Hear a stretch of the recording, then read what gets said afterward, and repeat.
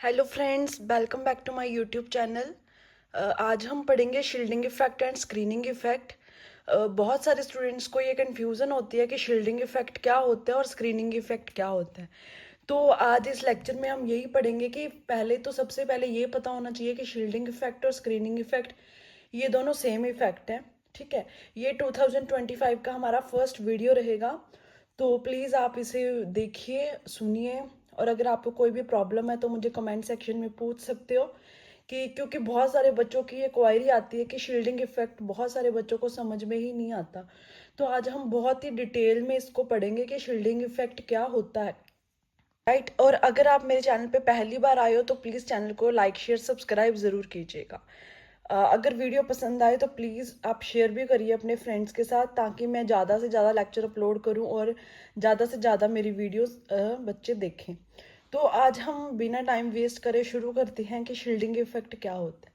सबसे पहले हम इसकी डेफिनेशन पढ़ेंगे, उसके बाद मैं आपको एक एग्जाम्पल के साथ समझाऊंगी जिससे आपको कंप्लीटली क्लियर हो जाएगा कि what is a shielding effect.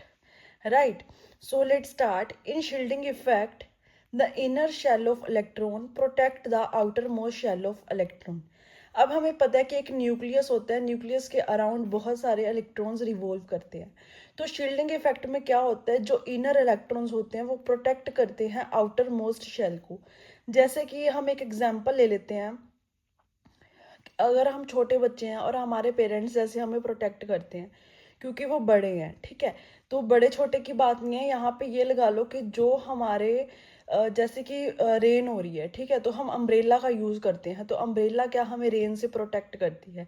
तो इसका मतलब क्या आ गया कि जो इनर इलेक्ट्रॉन्स हैं, inner shell of electron protect करते हैं outer most shell of electron from the attraction of nucleus. अब हमें पता है कि न्यूक्लियस जो है पॉजिटिव चार्ज का होता है, वो इलेक्ट्रॉन्स को क्या करता है, अपनी तरफ अट्रैक्ट करता है। They work as a shield, they repel the outer most electrons, ठीक है। तो इसमें क्या है, जो एस है सबसे ज़्यादा शील्डिंग इफेक्ट शो करता है, उसके बाद पी, उसके बाद डी और उसके बाद एफ, ठीक है। अब कई बार क्वेश्चन अराइज क्या होता है कि एस जो है वो सबसे गुड शील्डिंग इफेक्ट क्यों शो करता है, इसका क्या रीज़न हो सकता है, और जो एफ है वो पुअर शील्डिंग इफेक्ट क्यों शो करता है।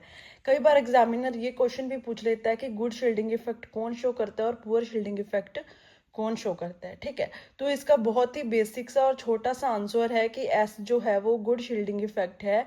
Why? Because the shape of s orbital similar to the nucleus shape, ठीक है। अब न्यूक्लियस की शेप क्या होती है, स्फेरिकल होती है, और एस ऑर्बिटल की शेप क्या होती है, वो भी स्फेरिकल होती है। इन दोनों की शेप सिमिलर होती है, ठीक है। स्फेरिकल कौन सी होती है, स्फेरिकल, इसलिए ये क्या करता है, गुड शील्डिंग इफेक्ट शो करता है। और एफ की शेप इसके स्फेरिकल नहीं होती, एफ की शेप कुछ और होती है, तो इसका मतलब क्या हुआ, ये पुअर शील्डिंग इफेक्ट शो करेगा, ठीक है। तो शील्डिंग इफेक्ट क्या होता है कि जो इनर इलेक्ट्रॉन प्रोटेक्ट करते हैं outer most shell of electrons, this is called a shielding effect, और we can say that screening effect, ठीक है। अब हम एक एग्जांपल लेके समझते हैं कि ये होता क्या है, ताकि आपको अच्छे से क्लियर हो जाए। अब यहाँ पे देखिए, हमने एग्जाम्पल ली है सोडियम की। सोडियम का हमें एटॉमिक नंबर पता है कितना होता है, 11। इसकी हम इलेक्ट्रॉनिक कॉन्फ़िगरेशन लिख ली 1s2 2s2 2p6 3s1, ठीक है। अब इसमें अगर 11 एटॉमिक नंबर है तो इसमें प्रोटॉन्स कितने होंगे, 11, और इलेक्ट्रॉन्स भी कितने होंगे, 11। ये हमें पता है, ठीक है। अगर किसी बच्चे को नहीं पता तो यहाँ पे आप समझ लीजिए कि जितना एटॉमिक नंबर होता है उसके ही उतने प्रोटॉन्स होते हैं और इलेक्ट्रॉन्स होते हैं, ठीक है। अब यहाँ पे हमने न्यूक्लियस बनाया, न्यूक्लियस के अराउंड ये हमने ऑर्बिटल्स बनाए, ठीक है। अब हमें पता है कि हर ऑर्बिटल में कुछ ना कुछ इलेक्ट्रॉन्स होते हैं। तो फर्स्ट ऑर्बिटल में 2 इलेक्ट्रॉन्स हैं, ये मैंने इलेक्ट्रॉन्स शो करे हैं, ये 2 इलेक्ट्रॉन्स हैं। सेकंड में 8 इलेक्ट्रॉन्स हैं, क्योंकि हमें पता है ना 2 8 ऐसे ऐसे करके इलेक्ट्रॉन्स होते हैं। तो थर्ड में कितने आ गए, फिर 2, ठीक है। तो अब क्या है, ये टोटल कितने इलेक्ट्रॉन्स हो गए, 8 9 10 11 12, ठीक है। अब यहाँ पे क्या है, ड्यू टू प्रोटॉन्स, अब ये क्या है, सारे प्रोटॉन्स, ठीक है। Due to protons nucleus, nucleus में क्या होते हैं, प्रोटॉन्स होते हैं। एक्सर्ट इनवर्ड फोर्स, अब ये प्रोटॉन्स इलेक्ट्रॉन्स को अपनी तरफ अट्रैक्ट करेंगे, क्योंकि ये पॉजिटिव चार्ज है, और इलेक्ट्रॉन्स कौन से होते हैं, नेगेटिव चार्ज के होते हैं। Due to the protons nucleus exert inward force on the electrons called nuclear attraction.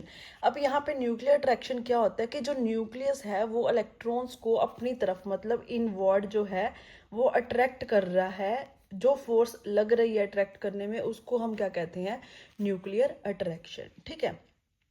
अब जो फर्स्ट और सेकंड शेल के इलेक्ट्रॉन्स हैं उसको हम क्या बोलेंगे, इनर इलेक्ट्रॉन्स, और ये बाहर वाले हैं तो इसको हम क्या बोलेंगे, आउटर इलेक्ट्रॉन्स। ठीक है। अब जब ये फोर्स सबसे ज़्यादा किस पे लगेगी, इस पे लगेगी, उसके बाद इस पे लगेगी, तो इसका मतलब क्या हुआ कि इसमें सबसे ज़्यादा फोर्स कम लगेगी, तो इसका मतलब क्या हुआ कि जो ये वाले इलेक्ट्रॉन्स हैं ये प्रोटेक्ट कर रहे हैं आउटर मोस्ट इलेक्ट्रॉन्स को, तो इसका मतलब क्या हुआ, ये इलेक्ट्रॉन्स जो हैं इनर इलेक्ट्रॉन्स शील्ड कर रहे हैं आउटर मोस्ट इलेक्ट्रॉन्स को। This is called a screening effect. ठीक है।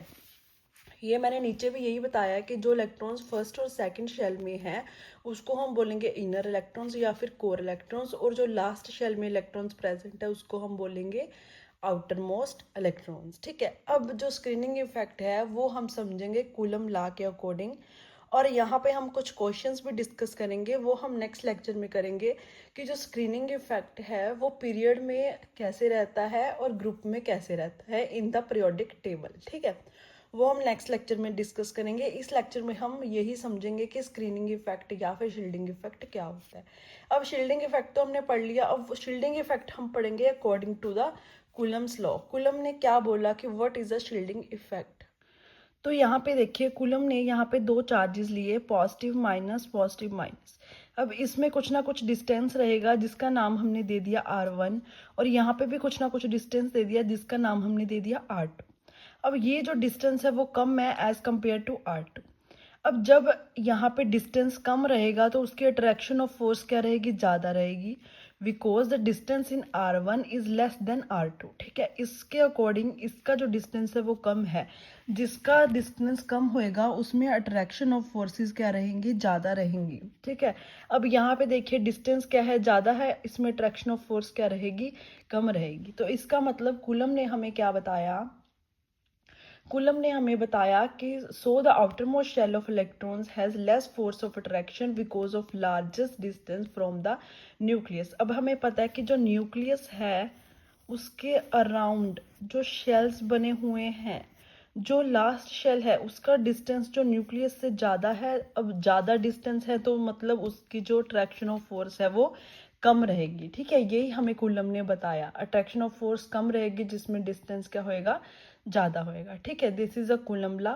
नाउ हम पढ़ेंगे स्क्रीनिंग इफेक्ट या फिर shielding effect in the periodic table, period में कैसे रहता है और ग्रुप में इसके क्या चेंजेस होते हैं। ठीक है। तो नेक्स्ट लेक्चर आप ज़रूर देखिए। अगर इस लेक्चर में आपको कोई भी प्रॉब्लम है तो कमेंट सेक्शन में पूछिएगा, और पहली बार आए हो तो प्लीज़ चैनल को सब्सक्राइब कीजिए। मेरे पिछले लेक्चर्स देखने के लिए आप डिस्क्रिप्शन में जा सकते हैं, और मेरे चैनल पे आप प्लेलिस्ट भी देख सकते हैं, तो मैंने वहाँ की सारी अपनी लिस्ट बनाई हुई है। और कम्युनिटी में जाके आप वहाँ पे MCQ आंसर्स दे सकते हैं, वहाँ पे मैं रूटीन में कुछ ना कुछ MCQs अपलोड करती रहती हूँ। So take care, bye bye. Next lecture के लिए रेडी रहिए, हम पढ़ेंगे स्क्रीनिंग इफेक्ट के कुछ क्वेश्चंस।